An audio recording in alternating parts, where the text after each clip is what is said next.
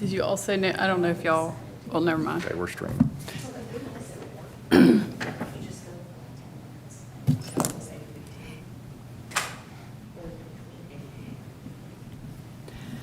don't know if you read that part of, whoops, of what I sent y'all. Why is it not? I've been so preoccupied, I wasn't even able to Well, it open was like, yet. not, I don't think it was today.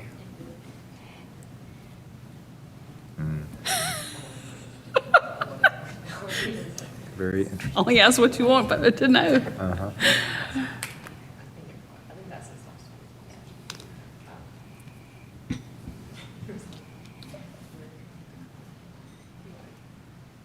You better have cut myself. Is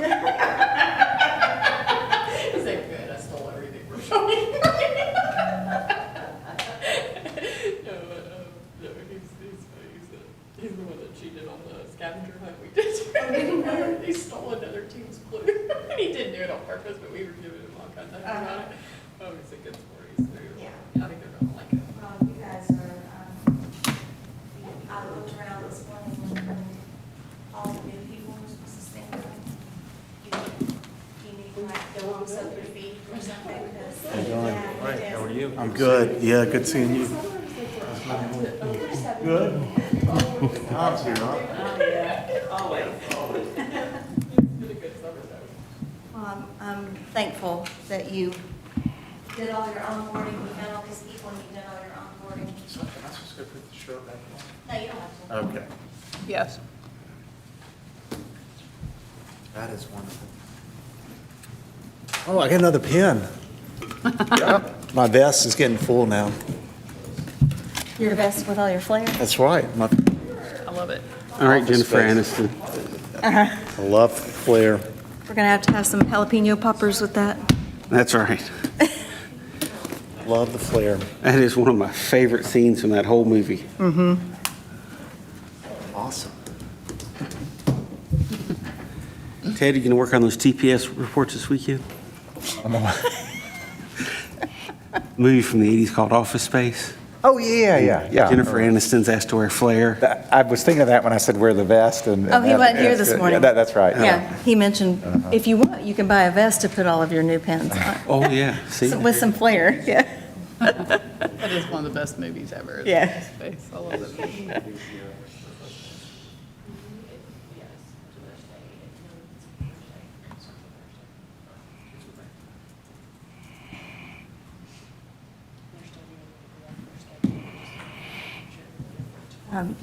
Did KJ get his schedule? He did. Yeah. I have not looked at it yet.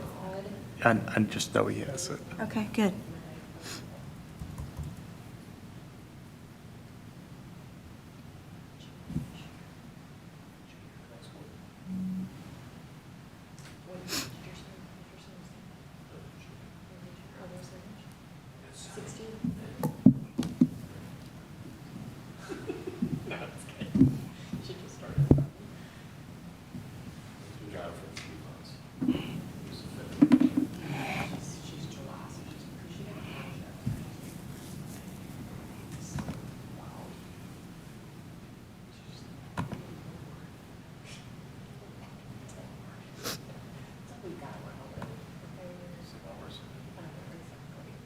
Always worth it.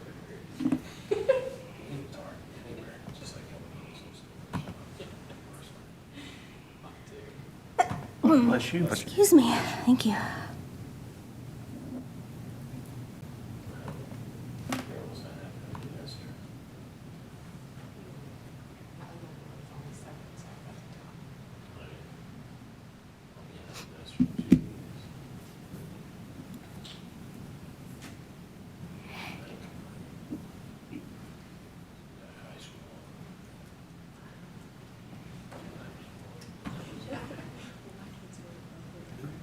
Five 5:45? I've got. At 5:45, we'll call the meeting to order. If you all will join me for a moment of silence and then the pledge.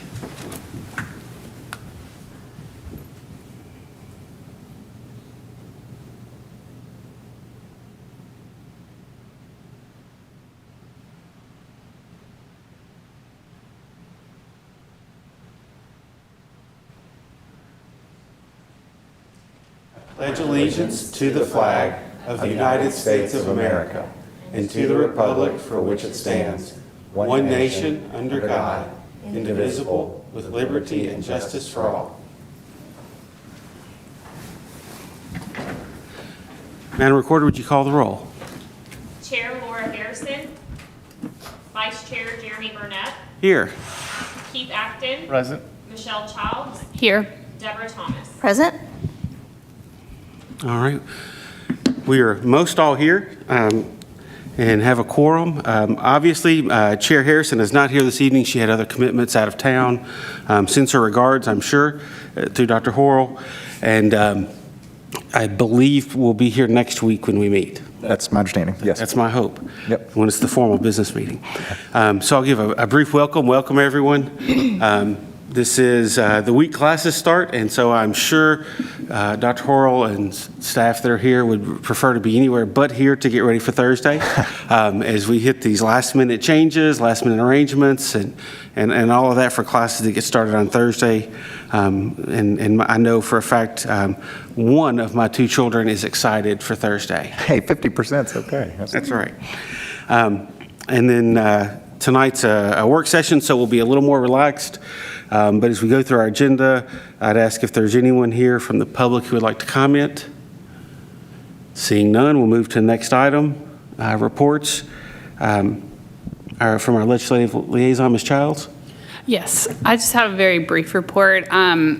Of course, the General Assembly is not in session right now, but the TCAP scores came out, and of note, because this continues to be an ongoing legislative issue, the governor has already made his intent that there will be, that school vouchers will be back on the agenda again.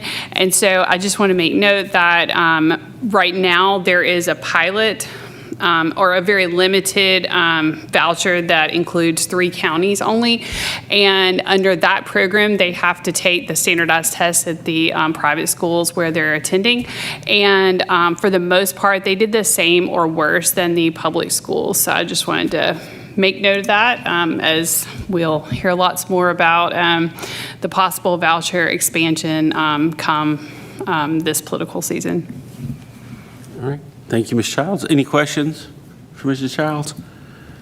All right. Next item, Dr. Horrell. Next item, we go to my report. And to start my report, I would like to introduce Emily Harrell. She needs no introduction, of course, but she is the city engineer for the city of Lakeland, as you all know, but for the public's sake.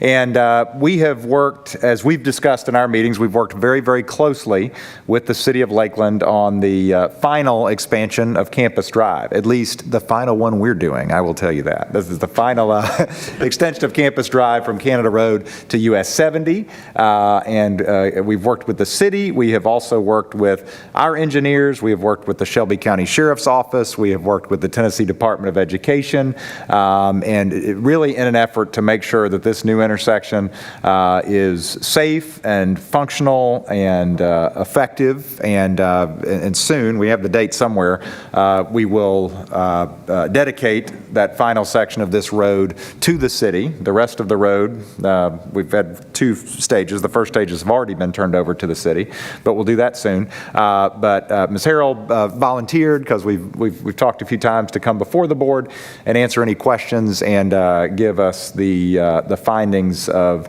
the most recent traffic study that is kind of shaping the way that we're moving forward with our the safety protocols at the road. So I hope that's a good introduction for you, Ms. Harrell, but I'll let you share with the board what you'd like to share. Yeah, so in April of this year, before school let out, we recognized that there was a lot of congestion at the Canada Road and Highway 70. That's been an ongoing issue. With the delay of New Canada Road, that intersection is to be improved. That's been delayed just because of cost. And the opening of Campus Drive, I engaged Kimberly Horn, which is an engineering firm that's known for their traffic impact studies. And so they did some counts like right at the end of school last year. And they've sort of been working on an analysis over the summer. And within the last few weeks, we got together with some members from the school and Mr. Horrell, or Superintendent Horrell, and kind of went over what their findings were. And so I was going to tell you all about kind of the improvements that they recommended. Most of them sort of are already in play. One of them being to set up speed zones on Highway 70. That's a 35 mile an hour. And then, of course, there's already one on Canada Road. Including or restricting, I guess, traffic coming off of Campus Drive onto Highway 70 during peak hours, which would be the 8 to 8:30 a.m., 3 to 3:30 p.m. So I saw on the way here the signage is up. The school will have someone come out and set barricades up in that left turn lane to try to deter, travelers from traveling out of that lane. So I think the way it's set up now, I don't know if you're aware of the routing plan, but the high school generally is coming in and out of New Campus Drive, and that's really our focus primarily for safety. And there are a number of signal improvements. So the school is sharing the cost in a temporary signal at CTIC and 70. We're still trying to get that permitted through TDOT, Department of Transportation, hoping that will be done in the next week or two. And we already have a contractor on board to get that signal up as soon as we get that approval from TDOT. The city has engaged with the same contractor, Shelby Electric, to put up 5 signal heads for the Canada Road movements at 70 in Canada. So that will allow for a dedicated left turn. I know that's been something that's been needed for a while. So I saw on my way here, they do have one up. They're supposed to have the other one up by tomorrow. So we will have dedicated left turns when school starts off of Canada Road. Trying to think, was there anything else? Those were the main items in the study, and I've shared it with Dr. Horrell, and we can distribute it to you all too if you want to read it, the report, but that's generally what their recommendations were. I don't know if you all have any questions above and beyond that. Just one for clarification, when you talk about the protected left turns at Canada and 70, will that be both northbound and southbound? It will, yes. Okay. Yes. I thought it was, if I don't ask, I don't know. Yeah, the one they have now is the northbound. The southbound, out of the report, southbound was the most needed. But if we're putting them up, I got a price for both, and it was still within, our spending authority. So we're going to do both. And then, am I to understand this right? The holdup now for the signal at CTIC and 70 is TDOT. Correct. Yes, it's in their permitting process. There's a recurring theme in my time on various boards sitting here of TDOT being a challenge to getting things done. I'll note this, that they have not had this very long. No, they This have is not. that they're actually expediting this through. By the time we got the approval that we needed and submitted it, this I think will wind up being a very quick turnaround. So when if I can speak for Ms. Harrell, when we say that the delay is TDOT, that's technically true because we're ready to build, but it's not a delayed schedule. I mean, they've only had it, a week and a half maybe? Yeah, maybe 2 weeks Maybe at 2 the weeks. most, yeah.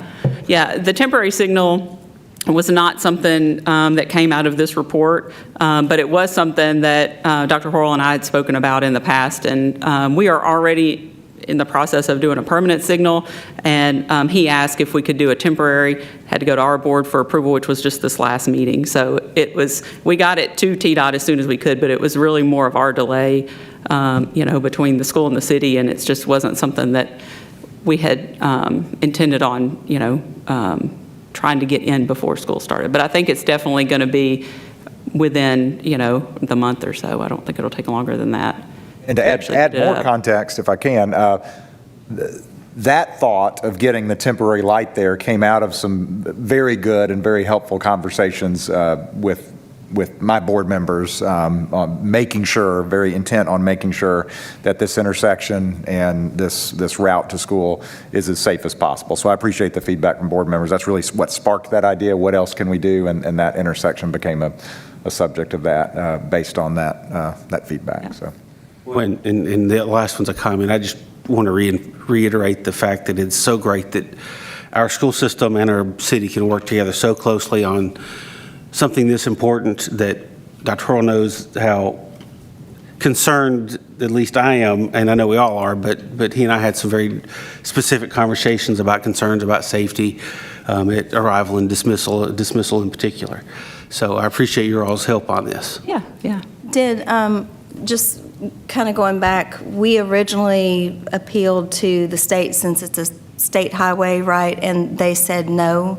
Was that the original, like, and so I was going to kind of No, say to what. our own light. Right, right. Yes. Yeah. So I was just going to say kind of what Jeremy was just talking about, that we were all concerned, all these new things come on our radar every year, and this year it's a bunch of new drivers, mine included, and so we all kept thinking, gosh, there's got to be something else, there's got to be something else.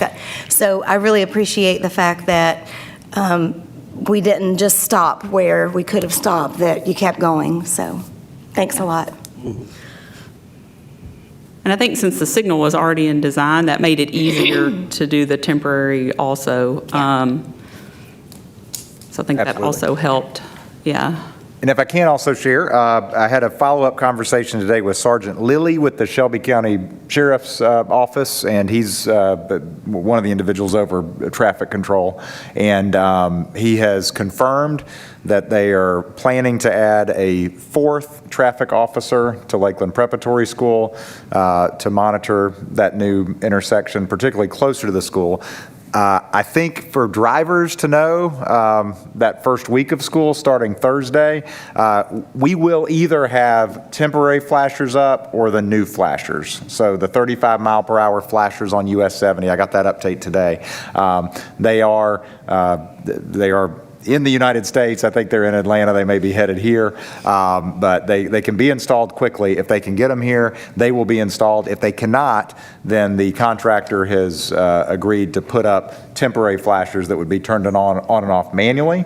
But the Shelby County Sheriff's Office is planning to pull over folks and, give at least warnings to start and maybe escalate to tickets quickly. So they are definitely taking that intersection seriously, and I just hope all our drivers will adhere to that school speed limit during those hours, and just want to get the word out. I don't want anybody to get pulled over, but also want everybody to drive appropriately at the time. So. And Dr. Roll, I believe this is something that has already been put out onto social media. Is that correct? About the Just not so much the news you just shared, but the how the arrival and dismissal. Yes. Transportation routes will be. Yep, Ms. Martin just walked in, and her team has done a great job of putting that information out and following up with any questions. And I think, again, I think the plan that we have is as safe as we can make it, and we'll find out if it's as effective as we can make it. We every year make adjustments to arrival and dismissal plans as need be. So, And I'll channel Ms. Harrison to Ms. Martin in particular, since Ms. Martin and Ms. Lockhart are both here. Thank you. I want to recognize both of you. We always get complaints the first week of school about traffic. Each of us will get phone calls from friends, neighbors complaining about, we need to call Ms. Martin and tell her to do this. We need to fire Ms. Martin. We need to give Ms. Martin a promotion. We've heard it all. Traffic the first week at both schools are going to be challenging. It's going to be new for a lot of people. It's going to be old hat for a lot of people that are frustrated with new people. And at the LPS, it's going to be new for all of us. So I hope I reflect the board's sentiment that we ask people to be patient and kind this week and over the next week as we engage in a new experience, especially in support with the city and making that happen. Yeah, yeah. And the consultant reviewed the proposed routing schedule, and they concurred that that's exactly how it should be routed, that was the most efficient way. So kudos to the team that put that together, too. That was right in line. All right. Any other questions for Ms. Horrell? Well, thank you very much. Yeah, thank you so Thank you much. very much. And for rushing back from vacation to get here. yeah. All right.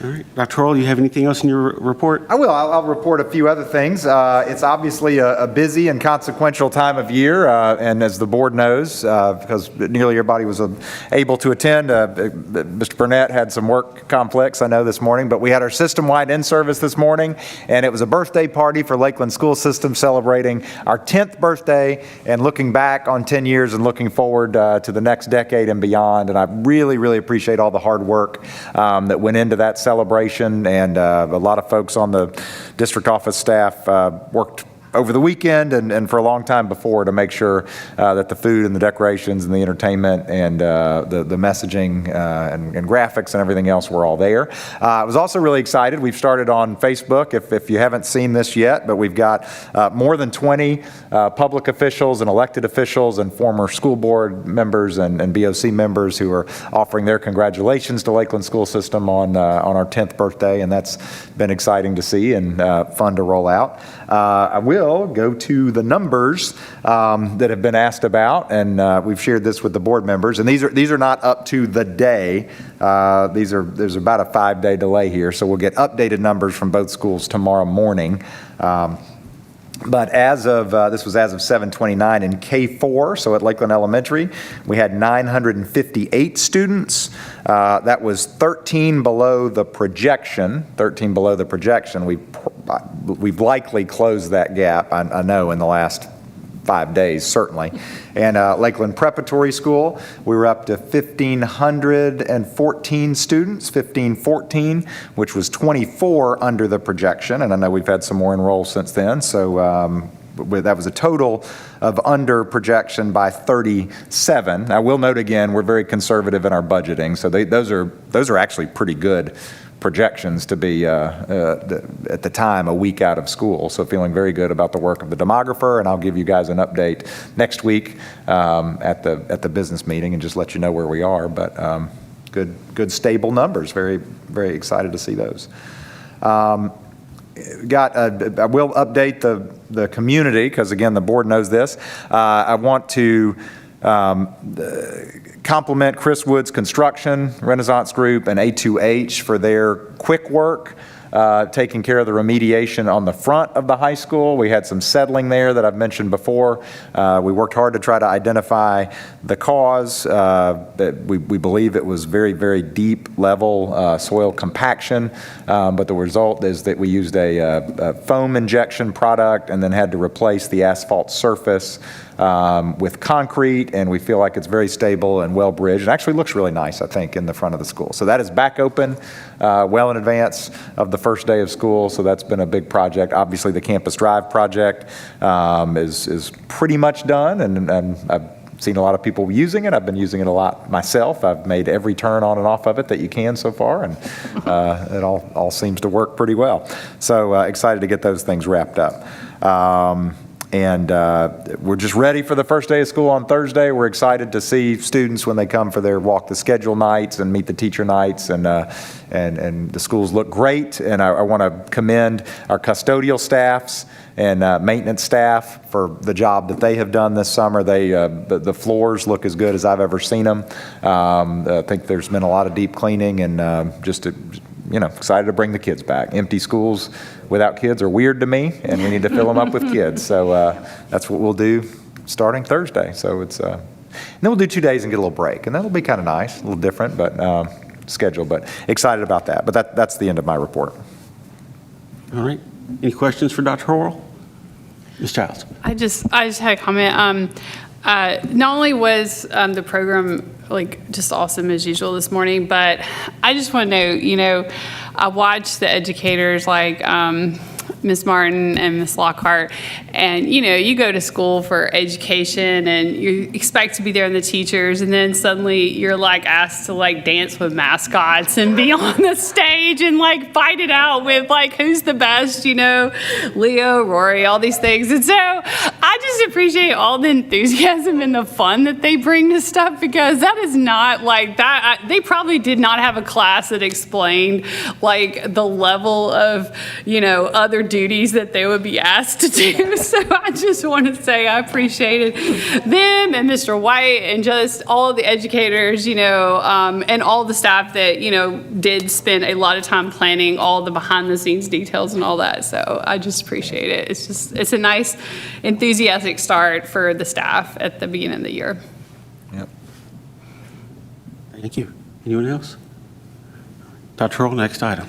Next item, the financial summary, as it usually is, will be available for the business meeting next week. All right. And then approval of the agenda. I don't think we approve our agenda tonight. Correct. So we'll move on to the consent agenda. Would we like to just touch each one of these and have a discussion to see if we want to keep it on the consent agenda for next week? We can touch each one, or if you guys have looked through it and just want to, if there's anything you want to discuss, we certainly can. Are there, let's do it that way. Are there any items on the consent agenda that any board member would like to move to for discussion tonight? I have one. Dr. Horl and I talked about number 10, approval of update to policy 6.313, discipline procedures. I'd like to move that to discussion action item number 5. I do not have a link on that. It's, or an attachment. And there was not a link to it. This is one that was, basically was in the same status as previously, but I think Mr. Burnett wanted to add something to it. Will we have something to view tonight? I can link the current policy. I think that is what we're. Yeah, because it's a minor edit to it. We're Okay. just looking at the current policy, and I think, is that right? Yes. Okay, I'll link the current policy. I appreciate it. Thank you. Okay? And we can, if you want to move down to the discussion items? Let's go to the discussion items.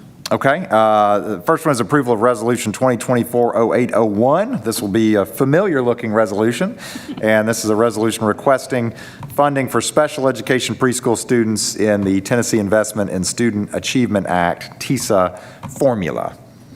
And I think it would be wrong to let anybody other than Michelle Child speak to this, unless you'd like me to. Well, I mean, Dr. Horrell was the one that brought it to all of our attention. And so, last year, as you all know, we brought forward this resolution. The board passed it. I submitted it to TSBA. I will note that this year, Dr. Horrell and I tried to raise awareness, him among the superintendents, myself among the school board liaisons. And so I have had several school board liaisons from several districts, including Millington, Germantown, and there may be some others. I'm not sure yet. I went ahead and sent it to all of the municipal legislative liaisons, since several of them were asking me about it. But what some of them would like to do is they'd like to have a joint proposal, assuming we pass this one. And TSBA said that they could put it together afterwards if, each board consents, because they just don't want it to be like the third grade where there was like numerous versions turned in and then voted on, and it got kind of confusing. But essentially, on a positive note, we are getting a lot more people know about it and are getting interested. But as far as the one before the board, we're required by law to fund or to educate 3 and 4 and 5-year-olds who are not quite kindergarten age, the 5-year-olds that is, and there's almost no funding for it. So once again, we are requesting that the state fund this like they fund the other students who are K through 12. Is that okay? Yes, ma'am. One suggestion that I think it helped when we were talking to legislators last December. If we can add how much that costs from our operating budget as maybe another whereas, wasn't it 500,000 something close to that? So I think that would make a very impactful wow kind of statement if we have that in one of the whereases or as its own short little whereas. It might really pop out there. I agree. We can add that for Ms. next. Thomas, if I could add to that, the number and that percent of our total operating budget might be impactful as well. Whichever you think tells the story better. I think the number would probably tell the story better. Okay. I'm afraid it might minimize it if just because I think the number itself will be impactful, Okay. yeah. All right, any other comments on this item? All right, so with that one edit then for next week? I'll bring it back next week. And that would include, that would be the total, including the peers for Correct. the Yes. money, Yep. yes. Mhm.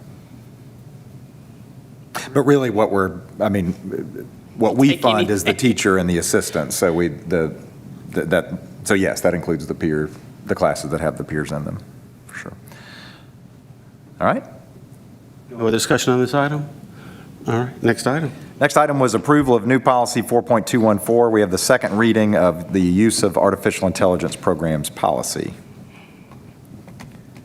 And I know one of the things that specifically Mr. Burnett brought up was a line in the policy that had to do with saying that we would not use software that detects AI as a way to catch plagiarism. And I believe that's the language, or let me make sure I think it had to do specifically. It's number 5 on the second page, I believe. Is that the one you're Yeah. talking about? Yes. Employees may use AI programs to inform feedback provided to students, but should not rely on AI detection programs when investigating possible plagiarism. And I think the request was for some additional clarification about why that clause was included. And Dr. Terrell provided a number of articles, basically where organizations had attempted to do this and found false positives, and that the idea that any number of false positives kind of would preclude the idea of using these programs to detect AI. That it was not only less than 100% reliable, but was less than what might be considered reliable. So that's the source of that and why many of these policies have that. And the example given back to us was from Vanderbilt. I know another system level in the state of higher education has chosen to explicitly not have policies on AI. One of their reasons is the policy would likely be out of date before the ink dried on it because of the rapid changing technology. I also got feedback, specifically the product we talked about that our faculty use is Turnitin. Turnitin gives some of its own stats that at the 20% detection level, it says that they have only a 1 to 3% false positive. And my concern is that on this specifically, says it can inform feedback provided to students, but should not rely on AI detection when investigating possible plagiarism. How I read this as written means that if Ms. Kiesel, just pulling a name out, would not be able to use this to even say, oh, this was written by, or this is plagiarism. And so then her hands are tied if Turnitin would give the feedback to go, hey, this has got because it gives a percent score, it says, this is 76% plagiarized. Okay, well, now her hands are tied. She couldn't even say this is plagiarism because her source of information was the Turnitin feedback. And so I'd like to soften the language, I think, instead of saying should not rely on AI detection programs, maybe should not rely solely on, or can use programs to inform their investigation but not make a final determination. Because some of those false positives do come from students where English isn't their first language. And so their English skills cause AI to give false positives in some cases. So that's some of those higher incidents of false positives come from that. So I'd like to, I think, have the board consider softening the language to allow faculty to use it to inform an investigation but not make a determination. Because then the second thing you do is you look at the student's previous work. Does this current piece of work match their previous work? If it differs significantly, well, obviously it's plagiarism, right? If it's gone way up from what they've done previously or skews really far afield from the content they've written stylistically in particular previously, well, obviously that was written by AI or it's plagiarized. And so they could then use a Turnitin product or whatever product to inform their investigation but not make a determination. And I think I'd like to leave that freedom for faculty to use where I don't think the current language allows that. All right, I just want to make sure I understand what you're saying, because the way I read this, and I'll read number 5 as it's written, employees may use, and I'm assuming number 5 is what you're referencing, I just want to clarify, employees may use AI programs to inform feedback provided to students, but should not rely on AI detection programs when investigating possible plagiarism. And what is it that you're seeking here? I think I'd like to soften the part after but, Maybe it could say, but should not rely solely on AI detection programs, or should not rely on AI detection programs to make a determination when investigating.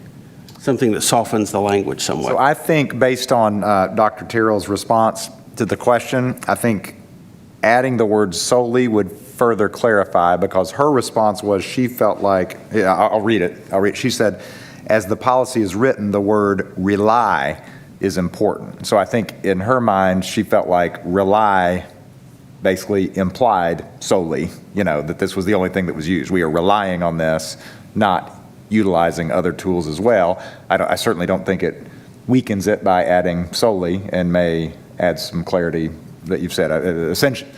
Essentially, depending on the read, it either doesn't change it or clarifies it. Yes, so I think it's a win-win potentially, at least in my view. Seems like a simple addition. Yeah. So if we could, without objection, maybe, Mr. Acton, I'd like to say, but should not rely solely on AI detection. No objection. I think that emphasizes that it is a tool, but it is not the determinant. End all be all, yeah. I think it sounds like that meets your, And also, just to clarify, this policy came about because there's a new state law saying you have to have a policy on AI. correct. Okay. Maybe higher ed doesn't have as many state laws that come through like we do.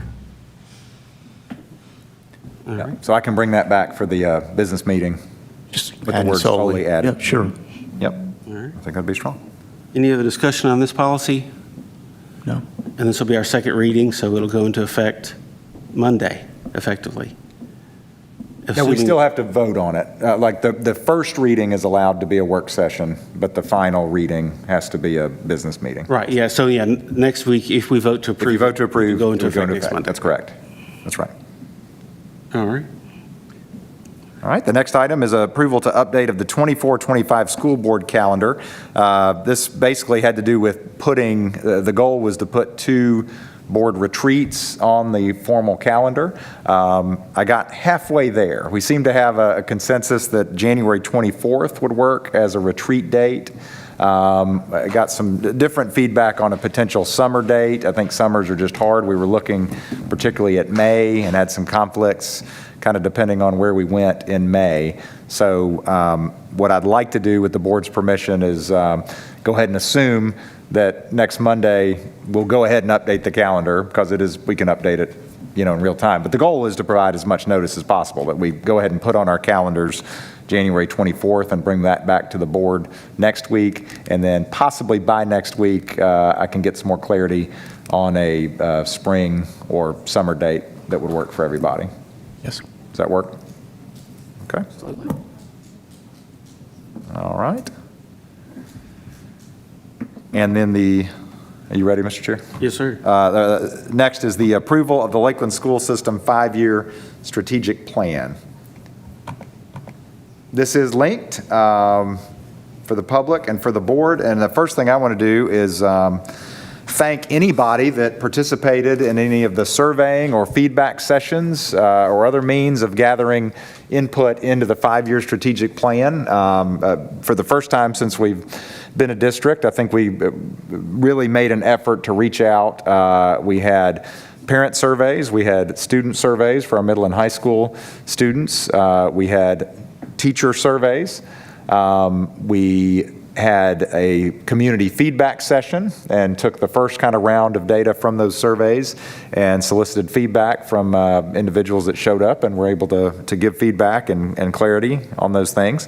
We had a really effective board retreat where the board that had been reviewing that same data kind of hammered it into some different directions that they felt like better reflected the intent of some of the feedback we got. I especially want to highlight Deborah Thomas's contributions to this. She took a tremendous amount of data and the old-fashioned way, not using AI, grouped it in Color coding, color yes. coding, grouped it into themes that felt like would represent basically the big ideas of what came out of the surveys. And if you go back and compare those themes to what folks said, and then we did that a little bit further at the retreat, I really feel like collectively we did a good job of addressing what were the major kind of goals and points of emphasis for the next 5 years. I don't intend to, I don't have a formal presentation, and I also don't intend to read this to everyone. But I do hope anybody that's listening will take a moment and take a look at this in advance of the business meeting. I will note the broad goals. The broad goals were enhance academic excellence, improve student support and well-being through a culture of respectful behaviors, strengthen community engagement and communication, upgrade facilities and technology, and foster a culture of continuous improvement and innovation. And there are sub-objectives and action steps for each of those. And again, I think that's where you get into the details and some of the fun of it. And we can spend a little bit more time on those at the business meeting. But again, I want to just encourage anybody who hasn't to take a look at that. Well, and I love that you touched on these this morning at the district-wide meeting. You touched on these themes because I think it was important for the teachers to see, their own feedback reflected in these broad categories. So I'd like to say thank you to everyone who participated, because it's through those varying perspectives that we all get better. So Absolutely. Appreciate that. Any other questions or comments for Dr. Hull on this item?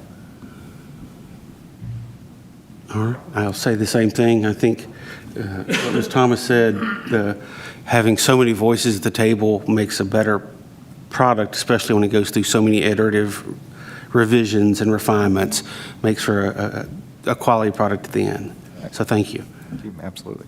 All right, next item. Next item is the one we pulled off the consent agenda, approval of update to policy 6.313, discipline procedures. And I see if you update your screens that Jessica has kindly linked the current policy. If you all remember, in April, we made some updates. Dr. Hull, you don't mind if I speak to this to start? Please. No, Okay. it's your item. Yep. We made updates in April to this policy. If you look at the current policy on page, let's see, what page is this? Page 4, line 19, under the misbehaviors for level 4, line 19 on that page says aggravated assault currently. That reflects the new state law for zero tolerance policy items. What we removed in April from that was assault/battery in exchange for that. Since then, Dr. Hull and I've had some conversations. He's asked Chuck Cagle's office for some clarity. I think it's TSBA as well. And we're not limited to just those items that are listed in state law. So what I would like to do is re-add assault and battery to the list of level 4 misbehaviors. Because currently, assault and battery appear nowhere as a misbehavior item. And I think we're remiss if we don't give our administrators the tools they need to properly enforce inappropriate behavior by it not being there. And knowing that we have the clarity now from legal advice that that's an unallowable item, I'd like to add that here. And as a corollary to, as I can pull it back up, our zero tolerance policy, 6.309, which I think we could have for next week as well, add assault and battery to our zero tolerance policy. I would ask, how is, all right, so you said it's assault and battery is not in there. Let's take, so assault is the willful action of, I'm going to look to our attorney here and see if he can coach me on this. One is the potential of the harm, just kind of the threat of the harm, if I recall. And then I think battery is where you actually do the harm. Is that correct? Assault being the threat of harm. Would that not be covered under level 3? Because you've got fighting, simple, and then threats to other. And that's honestly where I was not upset about those getting removed, because I felt like they were covered under level 3. And I can, I asked, I don't know if the, Policy being on the consent agenda, I didn't print one off, so I don't have it in front of me. Thank you. and let me just, all right, a quick Google says assault refers to the wrong act of causing someone to reasonably fear imminent harm. Is the question, how is aggravated assault different from? No, I think we were just talking battery, assault and battery. And to me, assault and battery are covered under level 3, under simple fighting and threats to other. I want to look at the Tennessee code section and how it defines assault as a crime in the state of Tennessee. Now, a zero tolerance offense that we have in 6.309 is assault that results in bodily injury upon any teacher, principal, administrator, any other employee of the school or school resource officer. So that covers the attack of one of our people. Correct. And then you've got kids fighting kids as a separate offense, Right. a different offense. So we are asking where battery fits into all this? Is that what our question is? I think we are talking about it being in level 4. The battery, assault and battery, when it was removed, was originally in 4, which I remember. And I recall, all right, fighting under level 3, it's fighting simple and threats to other, which are line items 10 and 14 under misbehaviors level 3. To me, that accomplishes the assault and battery, but I would have to request a little more guidance on that. Maybe I'm misreading that. So aggravated, according to TCA, because we have it linked there, aggravated assault is a person who intentionally or knowingly commits an assault that results in serious bodily injury to another, results in the death of another, involves the use or display of a deadly weapon, or involves strangulation or attempted strangulation. Which is different from assault, which is, and I'm just reading, maybe I shouldn't rely on Google here, but assault refers to the wrong act of causing someone to reasonably fear imminent harm.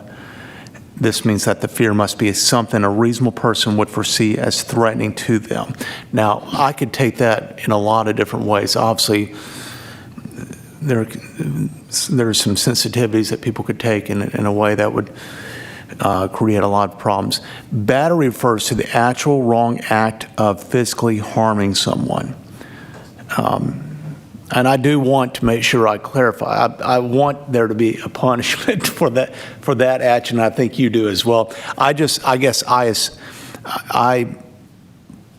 was assigning that to level 3, fighting and threats to other.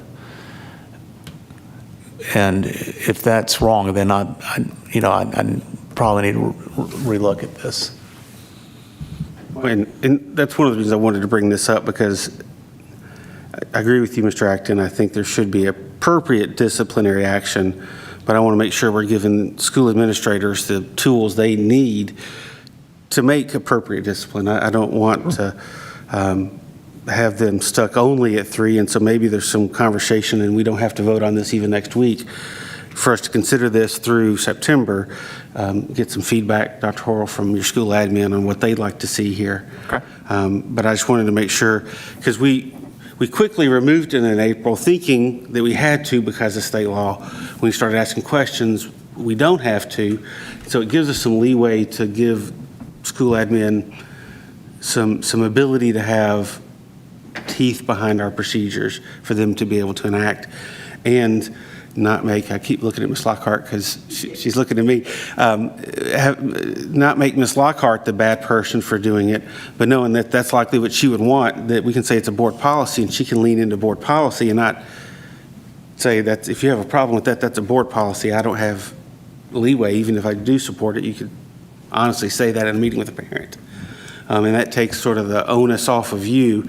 If you would always say it should be a level 4, well, then why do we want to make you have to be the heavy in making it a level 4? Let's give the ability for it to always be that level 4, if that's where you think it should be. And you don't have to answer. That's a conversation with you. I'm just using you as my example tonight. So I'd love to. We also have a policy regarding physical assault for employees. So if an employee is, we updated that last month, I believe. Yes. And there's a definition in there about what constitutes an injury caused by a physical assault or other violent criminal act. And so that, you may just want to review that as you're reviewing what would fall into what level of. Can you send that to all of us too? 'Cause Well, and I've if you slept look since at, then. if you look at level 4 misbehaviors, and you see the asterisks there beside the ones that are, I think you mentioned this, Jeremy, that are 0 tolerance, that language is pulled, that language echoes what's in 6.309, and that all comes from the TCA reference Right. too. So, yeah, And I think I want to give that differential. So again, just some common illustrative examples. 2 students at a school get upset with each other one day over one incident. They get into a fight. School administrators come up and break it up, or even before they get there, the kids have resolved it. It's a one-time thing from students who might not otherwise have ever had any real issues, compared to the student who last year had an incident with a teacher, this year has an incident with another student, and then has a second incident with the same student, and a third incident where we have a continual willful disregard for our own policies. I don't want school admin to feel like they have to feel shy. I want to give them that power to say, right here in policy it says, so maybe there is some latitude for continual, a history of, so that it always gets escalated to 4, something that gives that teeth to it. Because at the same time, I wouldn't want to give a 180-day suspension, I don't think, to those 2 young men, 2 young ladies, whoever, to those 2 students who had a bad day with each other and got upset with each other. What, on line item 9 under level 4, it references unmodified level 1, 2, and 3 behaviors. So if threat and fighting are above, you can carry it down to 4, right? You can, yes. Okay. That's basically the hallmark of a progressive discipline policy. Correct. It starts here. We try to work with you. We try to, you might get a warning depending on it, or you might get a low-level, discipline issue. Again, if it's the first time you've ever had there's not been any reason to think you were going to get in a fight, and you got in a fight because that's what happens sometimes, then you get here, you get your warning, you get your talking to, and then if you get another one, then you're going to get more than the first time. And then you might get out of school suspension. When you come back, you may be on probation. And if you get in another fight while you're on probation, then you may be talking about a long-term suspension at that point. So, would it be fair to say with the fighting and the threats being in level 3, and you have that clause in level 4, it gives the principals the ability to weight the importance of the severity of it? yes. Okay. I'm not sure. It seems like it's already covered, but I would be interested to know, since you're going back and clarifying this, if there's anything right now that our principals feel like should be in the policy that isn't in the policy. I can certainly, I think per Like, it doesn't Jeremy's have to be. earlier comment. Yeah, it doesn't have we to can be just- about this specific thing, but if there's just anything. if they'd that rather it they've- be in board policy than in Yeah, that they've procedure. run into, that they feel like it would be better for them if it were in this policy, if there's just anything lacking, since we're revisiting this one.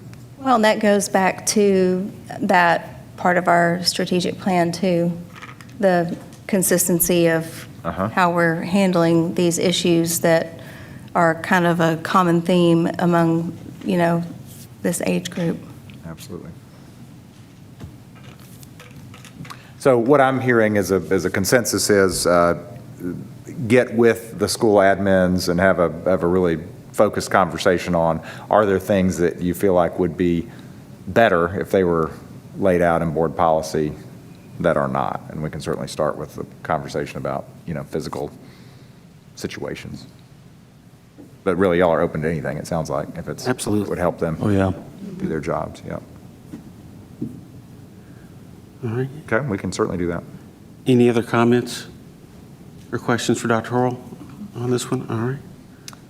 All right. Next item. That brings us to the end of our items that are here. We've got down to the announcements section. Are there any announcements? School starts Thursday. All right. We were discussing when I first got here, usually we're sitting here for our work session, and it's the first day of school, so we have all that to talk about. This is a little unusual, but we'll have lots to talk about on Monday. Yep. Want to make any announcements about the bus? Well, usually you say something about how it will take a few days to sort out the bus. I will make my annual announcement, yes. I cannot see the future, but I am very confident that there will be issues with the buses on Thursday, and likely into the beginning, at least, of next week. Again, we will be aware of those in real time. We will adjust. We will do our best to make sure we get routes figured out. We don't know who's going to get on those buses or how many kids or how few, and we'll work with our partners at Durham and at Collierville Schools. That's the last shared services partnership that we have. That is a now 10-year-old just about shared service that we have with Collierville Schools. It's been a good one for us, and we'll work with everybody and get those routes straightened out as quick as we can. And I will also predict, even though I can't see the future, that by the end of the next school year, nobody will even be talking about buses anymore because it'll have gotten worked out. Yeah. Get your hat and do one of those Johnny Carson Hornegg things. Oh, yeah. Yeah. Be great. Carmack the Magnificent. That's right. All right. All right. With nothing else, I'll take a motion to adjourn. So moved. Is there a second? Second. All in favor? Aye. We are adjourned.